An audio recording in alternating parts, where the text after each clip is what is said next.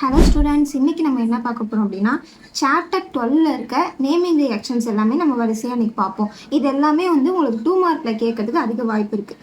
First வந்து ரோசன்மேன் reaction. இதில் வந்து என்ன நம்ம ரியாக்டண்ட்டாக எடுத்துக்கிட்டோம் அப்படின்னா ஆசிட் குளோரைடு எடுத்துக்கிட்டோம். ரீஏஜென்ட் வந்து பலேடியமும் in presence of barium sulphate வந்து எடுத்துக்கிறோம். ப்ராடக்ட் வந்து நம்மளுக்கு என்ன கிடைக்குது அப்படின்னா ஆல்டிஹைட் வந்து கிடைக்குது. நான் இந்த மாதிரி ஒவ்வொரு ரியாக்ஷன்ஸ்லுமே வந்து ரியாக்டன்ட் என்ன, அதுக்கப்புறம் ரியேஜென்ட் என்ன, ப்ராடக்ட் என்னன்னு சொல்லிட்டு உங்களுக்கு மென்ஷன் பண்ணியிருப்பேன். அதை வச்சு நீங்கள் வந்து ஈஸியாக தெரிஞ்சுக்கலாம். இப்போ ஃபஸ்ட்டு இதில் வந்து நான் என்ன எழுதியிருக்கேன் அப்படின்னா ஆசிட் குளோரைடு வந்து எடுத்துக்கிறேன். ஆசிட் குளோரைடு வந்து நம்மளுக்கு தெரியல அப்படின்னா என்ன பண்ணலாம் அப்படின்னா நம்மளுக்கு வந்து அசிட்டிக் ஆசிட் வந்து தெரியும், ஃபார்முலா அதுக்கு தெரியும், CH3COOH. இதுதான் வந்து அசிட்டிக் ஆசிட். அதுவே ஆசிட் குளோரைடு அப்படின்னா என்ன அப்படின்னா அந்த CH3 அப்படியே வச்சுக்கோங்க, இந்த CO அப்படியே இருக்குது, இந்த OHக்கு பதிலாக ஒரு Cl வந்து ஆட் ஆகுது. இதை தான் வந்து நம்ம என்னன்னு சொல்லுவோம், ஆசிட் குளோரைடுன்னு சொல்லுவோம்.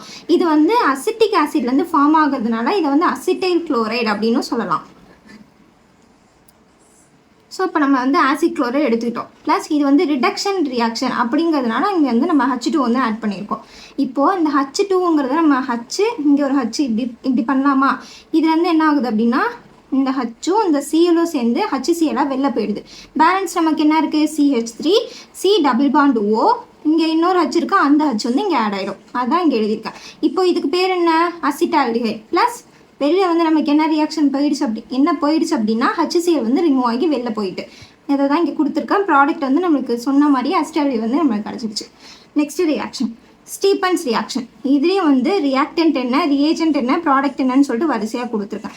ரியாக்டண்ட்டை நம்ம என்ன எடுத்துக்கிறோம் அப்படின்னா அல்கைல் சயனைடு எடுத்துக்கிறோம். அடுத்து ரியேஜென்ட்டாக என்ன எடுத்துக்கிறோம் அப்படின்னா tin chloride in presence of HCl. Product நம்மளுக்கு என்ன கிடைக்கும், ஆல்டிஹைட் வந்து கிடைக்குது. இதுதான் வந்து அல்கைல் சயனைடு. இதை வந்து இன்னொன்று நேம் என்ன சொல்லலாம் அப்படின்னா மெத்தில் சயனைடு அப்படின்னு சொல்லலாம். ஏன் மெத்தில் சைனைடு சொல்கிறேன் அப்படின்னா இங்கே ஒரு மெத்தில் குரூப்பு, இங்கே ஒரு சைனைடு குரூப் இருக்கிறனால இதை நான் மெத்தில் சைனைடு அப்படின்னு சொல்கிறேன். ப்ளஸ் H2 இதுவும் வந்து ஒரு ரிடக்ஷன் ரியாக்ஷன் தான், அதனால நான் இங்கே H2 வந்து சேர்த்துருக்கேன். போன ரியாக்ஷனில் சொன்ன மாதிரியே H பாண்ட் H அப்படின்னு பிரித்து எழுதிக்கிறேன். இப்போ இங்கே இது வந்து இங்கே எப்படி ஆட் ஆகுது அப்படின்னா இந்த ட்ரிபிள் பாண்ட் இருக்குல்ல, அதை பிரேக் பண்ணிவிட்டு இங்கே ஒரு H இங்கே ஒரு H வந்து ஆட் ஆகுது. இந்த ரியாக்ஷன் எதோட ப்ரெசன்ஸில் நடக்குது அப்படின்னா tin chloride in presence of HCl நடக்குது இந்த ரியாக்ஷன். இப்போ இங்கே என்ன வரும், CH3C இங்கே ஒரு H ஆட் ஆகுதுன்னு சொன்னால் அதான் இங்கே போட்டிருக்கேன்.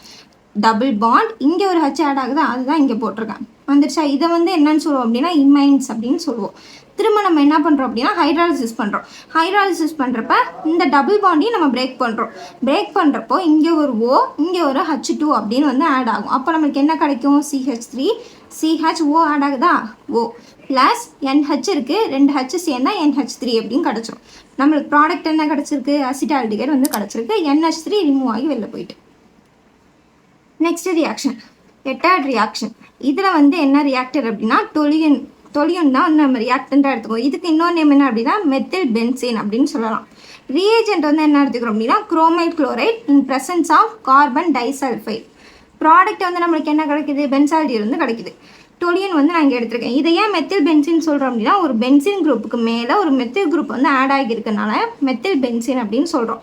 இந்த குரூப் எதோட ப்ரெசன்ஸில் நடக்குது அப்படின்னா chromyl chloride in presence of carbon சல்ஃபைடில் நடக்குது. 2 மாலிக்யூல்ஸ் ஆஃப் குரோமைட் குளோரைடு வந்து நான் எடுத்துக்கிறேன். இப்போது இந்த பென்சின் அப்படியே தூக்கி இங்கே போட்டுக்கிறேன். இந்த CH3 வந்து ஒரு 2 H வந்து உள்ளே போயிடும். பேலன்ஸ் இருக்க CH வந்து வெளில எழுதியிருக்கேன்.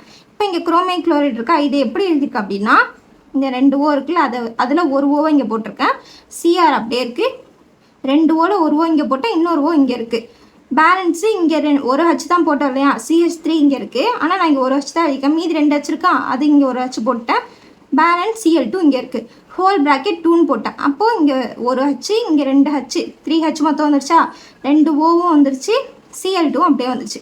ஸோ நம்மளுக்கு ரியாக்ஷன் வந்து பேலன்ஸ் ஆயிடுச்சு. நெக்ஸ்ட்டு நம்ம என்ன பண்ணுறோம் அப்படின்னா H3Oவோட ரியாக்ஷன் பண்ணுறோம். அப்போ நம்மளுக்கு ஸ்ட்ரைட்டாக என்ன கிடச்சிது, பென்சால்டிஹைட் வந்து கிடச்சிடுது. உங்களுக்கு வந்து புக்கில் வந்து இந்த மாதிரி ஸ்ட்ரைட்டாக கொடுத்துட்டாங்க. உங்களுக்கு ரியாக்ஷன்ஸ் எதுவும் வந்து அவங்க மெக்கானிசமாக எதுவும் உங்களுக்கு கொடுக்கல புக்கில், அதனால் நீங்களும் அதை வந்து ஸ்ட்ரைட்டாகவே இதை வந்து நீங்கள் எழுதிடலாம்.